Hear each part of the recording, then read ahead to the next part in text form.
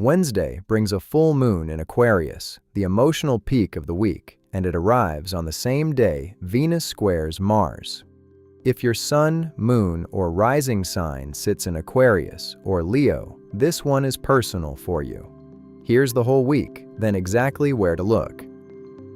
This is the week ahead, the real sky for the coming week computed from actual astronomy and where it touches your own chart. Here's the week of July 26th. The week at a glance. Sunday, the moon settles into Capricorn, and late in the day, Saturn stations retrograde. Monday, the North Node crosses into Aquarius just after midnight, and the Sun makes two easy angles, a sextile to Uranus and a trine to Neptune. Tuesday is quiet. Wednesday, the moon crosses into Aquarius and turns full, while Venus squares Mars. Thursday, nothing exact. Friday, the moon drifts into Pisces, and the week closes calm through Saturday. Start with Sunday, because Saturn stations retrograde late in the day, and Saturn moves slowly enough that this matters for months, not days. A station is the turnaround moment. Seen from Earth, the planet appears to slow, stop, and begin drifting backward. Nothing reverses in space. It's the geometry of our two orbits. Saturn is the planet of structure, commitments, limits, the long builds in your life.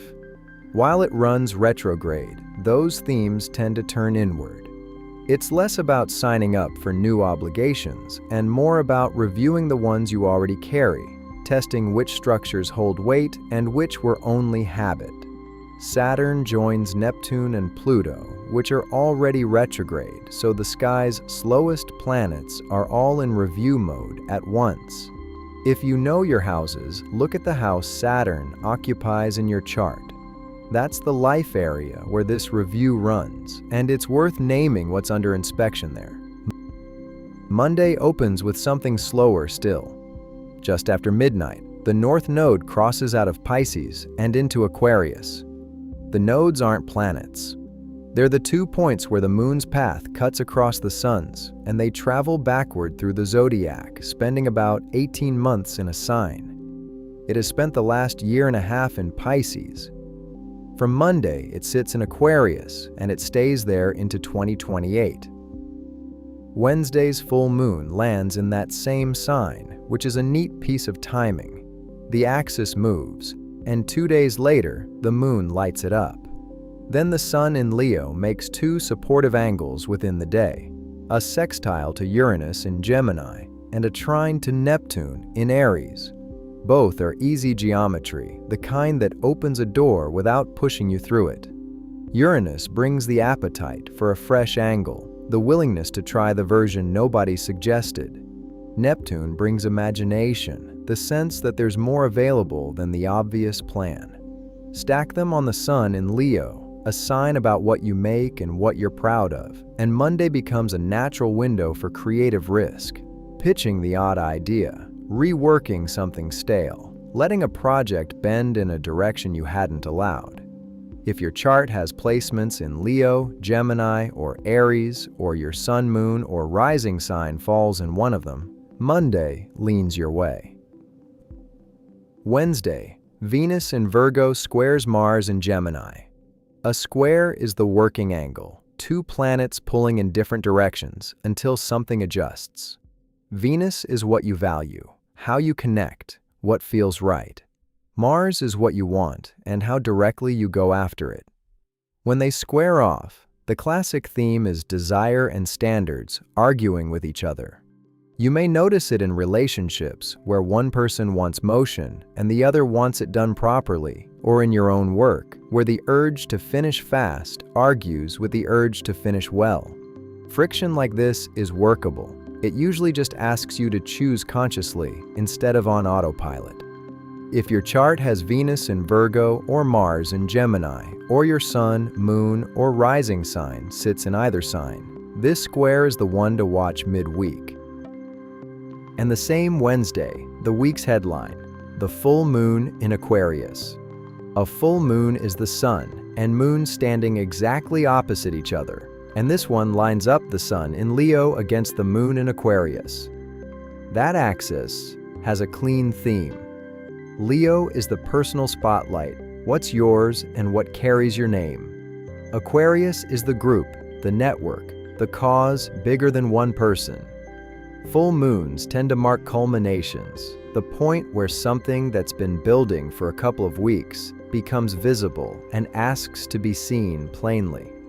Under this one, the tension worth watching is between what you want for yourself and what the people around you need from you. With the Venus-Mars square landing the same day, feelings run brighter than usual, so let the big conversations breathe before you conclude anything. If your chart has placements in Aquarius or Leo, this full moon is the moment in the week most likely to reach you directly. If mapping the week like this saves you the guesswork, a tap on the like button helps it reach the people looking for it. Now the moon's own week underneath everything else. It opens Sunday in Capricorn, a practical, get-it-handled mood, good for clearing the deck early. It holds Capricorn through Sunday's Saturn station, which fits, same theme, structure, and follow-through. Wednesday it crosses into Aquarius and turns full, carrying the week's emotional peak. Then Friday, it softens into Pisces, and the last stretch of the week runs quieter, more inward, better for rest and loose ends than for launches. Practical start, bright middle, soft landing. Now the same week, sign by sign. Read the segment for your rising sign first. If you don't know it, your sun sign works too. Each one maps this week's sky onto that sign's houses, so use the chapters to jump straight to yours. Aries, Sunday's Saturn station happens in your sign, so the week starts with you. When Saturn turns retrograde in your first house, the review it opens is personal. The role you took on, the standard you set for yourself, the discipline you promised. Over the coming months, the question is which of those commitments still fit the person keeping them. Then Wednesday's full moon rises in your 11th house of friends, groups, and the wider network, while the Sun holds your 5th, your own creative claim. Something inside a group you belong to comes to a head, and it asks how much of yourself you're willing to put at the center of it. Name the commitment you'd keep with nobody watching. Start there. Taurus, Wednesday's full moon peaks at the very top of your chart, in your 10th house of career and reputation. Full moons mark the visible finish of something that's been building, so a work matter, a title, a public result reaches the point where other people can see it. The Sun sits opposite in your 4th house of home and family, and that's the real tension, what the job asks against what the house asks. Meanwhile, Saturn stations retrograde in your 12th, the private layer of your chart, and an obligation nobody else sees is up for a rethink over the months ahead. Take the recognition Wednesday offers, then guard the recovery time Saturn wants you to account for. Gemini, Mars is moving through your sign, and on Wednesday, Venus squares it from your 4th house. That's your own momentum arguing with home. You want to push, and the household wants it handled its way. The friction works out fine when you choose your pace out loud instead of bristling at the question. Monday serves you better. The Sun in your 3rd house of voice and ideas sextiles Uranus, also in your sign, and that pairing favors saying the unexpected thing, the pitch, the odd question, the message you've been rewording for days. Wednesday's full moon rounds the week out in your 9th house, where a plan about travel, study, or a belief you've outgrown reaches its verdict. Cancer, Wednesday's full moon falls in your 8th house, shared money, debts, what's owed in both directions. Agreements about joint resources tend to surface under this one, a settlement, a repayment, a conversation about who covers what, while the Sun opposite in your 2nd house keeps your own earnings in the frame. Money you share against money you make, brought into the open where it can be settled plainly. Sunday, Saturn stations retrograde at the top of your chart in your 10th house of career, and a professional commitment goes under review for the season ahead. Not abandoned, tested, checked for whether the structure still earns its weight. Handle the numbers midweek. Let the career question take its time. Leo, this is your marquee week, and it runs straight through your relationships. Wednesday's full moon in Aquarius lands in your 7th house of partnership, while the sun crosses your own sign, so the axis is you on one end, and the person across from you on the other. Whatever has been building in a marriage, a business partnership, a defining friendship turns visible midweek and asks to be dealt with face to face. Monday stacks support on your side of the scale. The Sun in Leo sextiles, Uranus in your 11th, and trines Neptune in your 9th. Allies and conviction both leaning your way. Make the generous move early in the week, and Wednesday's conversation starts from higher ground.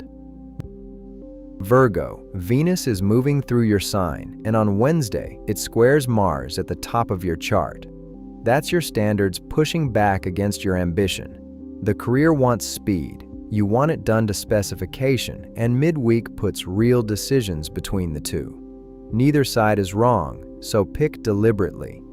The same day, the moon turns full in your 6th house, the daily workload, and something about your routine reaches its limit in plain view. A schedule that no longer fits, a task that became yours alone by default.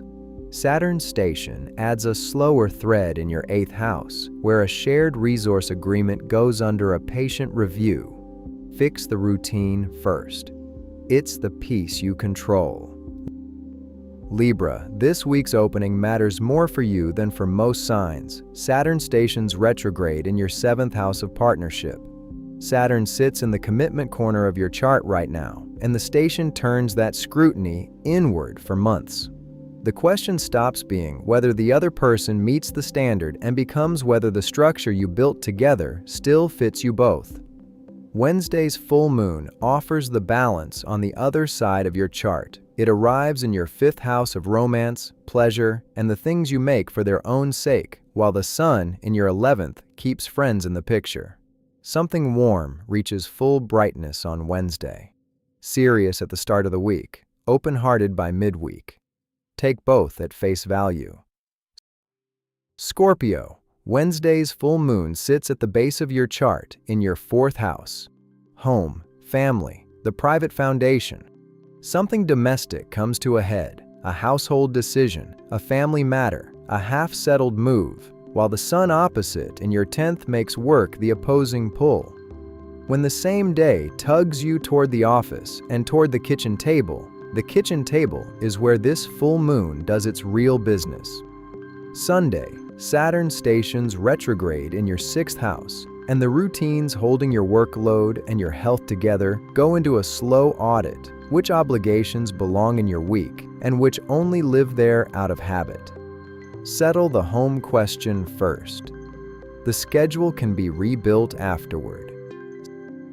Sagittarius, Monday hands you the friendliest geometry of the week. The sun in your 9th house, your home territory of travel, study, and conviction, trines Neptune in your 5th house of creative play. That's meaning and imagination feeding each other. The kind of day made for the trip you keep postponing, the course you keep pricing, the project that needs belief more than budget. Wednesday's full moon reaches your 3rd house, and a conversation that's been circling for 2 weeks is ready to be said in full.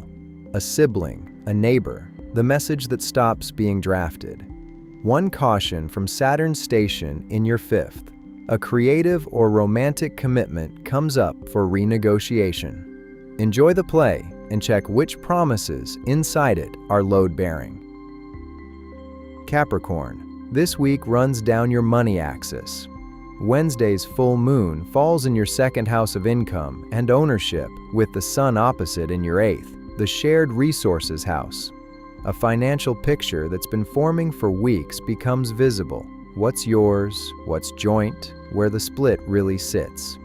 Full moons don't create the situation, they light the one already standing, so treat midweek as the reading, not the cause. Sunday, Saturn, your ruling planet, stations retrograde in your 4th house, and the structure of home and family enters a long re-examination. The living arrangement, the obligation to relatives, the foundation itself. The moon opens the week in your sign on Sunday, which suits you. Clear the practical deck early, then read the numbers with a straight face. Aquarius, Wednesday's full moon is yours. It turns full in your sign in your first house, with the sun exactly opposite in your seventh, the partnership house. This axis is you and the relationship, and a first house full moon makes the personal question loud: what you need, who you're becoming, where the compromise stopped being a choice. Whatever crests on Wednesday is asking you to show up as yourself inside the partnership, not instead of it. Monday brings a quieter gift. The sun sextiles Uranus, your ruling planet, in your fifth house of play and romance, so a partner or close ally may surprise you in a way you enjoy. And there's a second reason this week is yours. On Monday, the North Node crosses into your sign, where it stays into 2028. Say what you actually want on Wednesday. Plainly, once, without the speech.